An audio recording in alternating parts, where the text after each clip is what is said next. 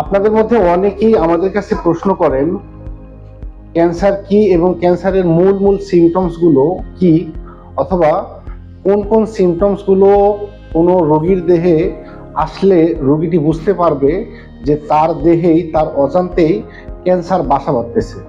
প্রিয় বন্ধুরা, আমি ডাক্তার এম বখতিয়ার রহমান। আমি আজকে আপনাদের সাথে কথা বলতেছি ক্যান্সারের প্রধান প্রধান লক্ষণগুলো কি কি এবং কোন সিমটমসগুলো কোনো রোগীর দেহে দেখতে পেলে আপনারা বুঝতে পারবেন যে ওই রোগীটার মধ্যেও ক্যান্সার ধাপে ধাপে বাসা বাঁধতেছে। তাই আপনাকে বলছি ভিডিওটি শুরু থেকে শেষ পর্যন্ত না টেনে না কেটে না স্কিপ করে দেখতে থাকুন।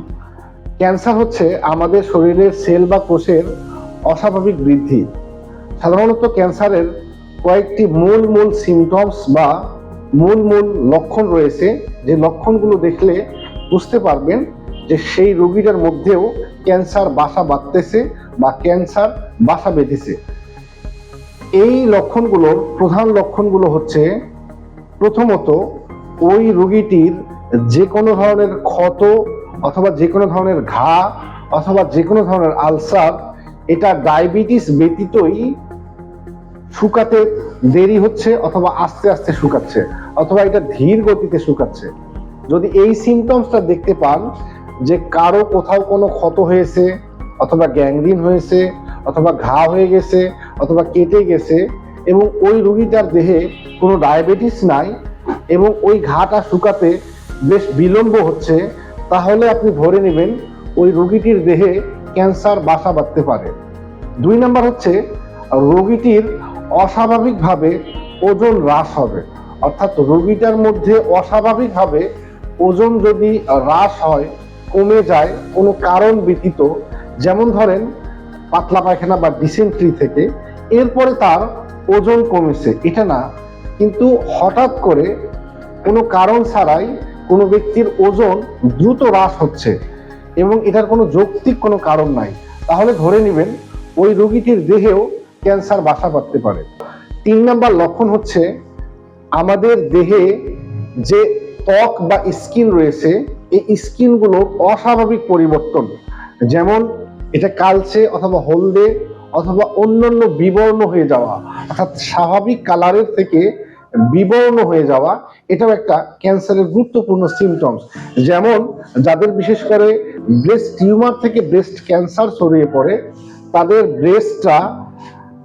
ব্রেস্টের যে স্বাভাবিক কালার এবং স্কিনের যে স্বাভাবিক কালার, এটা খুব দ্রুতই কালচে অথবা বিবর্ণ অথবা অনেকটা লেবুর খোসার মতো অথবা জাম্বুরার খোসার মতো ডিসকালার হয়ে যাবে এবং রোগীটা বুঝতে পারবে যে সম্ভবত তার দেহে কোনো পরিবর্তন ঘটতেছে।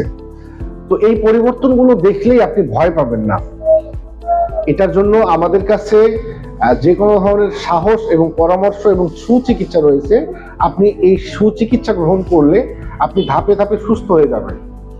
4 নাম্বার কারণ হচ্ছে, যদি কোনো রোগীর দেহে অস্বাভাবিকভাবে রক্তপাত হয়, যেমন কোনো রোগী যদি কাশলে তাজা রক্ত বা লালচে অথবা কালা অথবা দলা দলা রক্ত পড়ে, অথবা কারো যদি মাসিক, মেয়েদের বিশেষ করে মাসিক বন্ধ না হয়, অথবা বিশেষ করে মহিলাদের দীর্ঘদিন থেকে যদি মাসিক বন্ধ না হয়, অথবা যাদের পাইলস রয়েছে তাদের যদি পাইলস হয় এবং পাইলসের সাথে অতিরিক্ত ব্লিডিং হয় এবং পায়খানার সাথে রক্ত মিশ্রিত পায়খানা যায়, বা শরীরের যে কোনো স্থান থেকে অতিরিক্ত রক্তপাত কোনো কারণ ছাড়াই, তাহলে ধরে নেবেন এই রোগীটারও শরীরে কোনো পরিবর্তন আসছে অথবা রোগীটির দেহে ক্যান্সার ধাপে ধাপে বাসা বাঁধতেছে।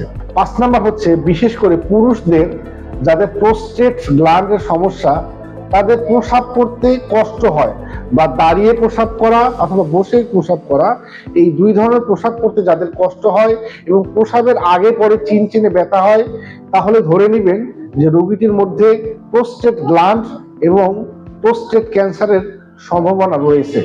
বিশেষ করে দীর্ঘদিন থেকে রাত্রে জ্বর আসে এবং মুখের রুচি কমে যায়, স্বাদ বিস্বাদ হয়ে যায় এবং কোনো বিশেষ করে মেজাজ খিটখিটে হয়ে যায়, এই সকল মৌলিক সিমটমস যদি কোনো রোগীর দেহে আপনি উপস্থিত দেখতে পান, তাহলে আপনি কাল বিলম্ব না করে যে কোনো একজন ভালো হোমিওপ্যাথি ফিজিশিয়ানের নিকট পরামর্শ নিয়েই তার সুচিকিৎসা গ্রহণ করুন।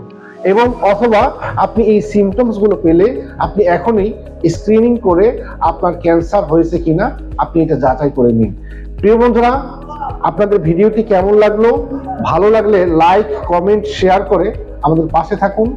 ভালো থাকুন, সুস্থ থাকুন। দেখা হবে অন্য কোনো ভিডিওতে নতুন কোনো বিষয় নিয়ে। আসসালামু আলাইকুম ওয়া রাহমাতুল্লাহ।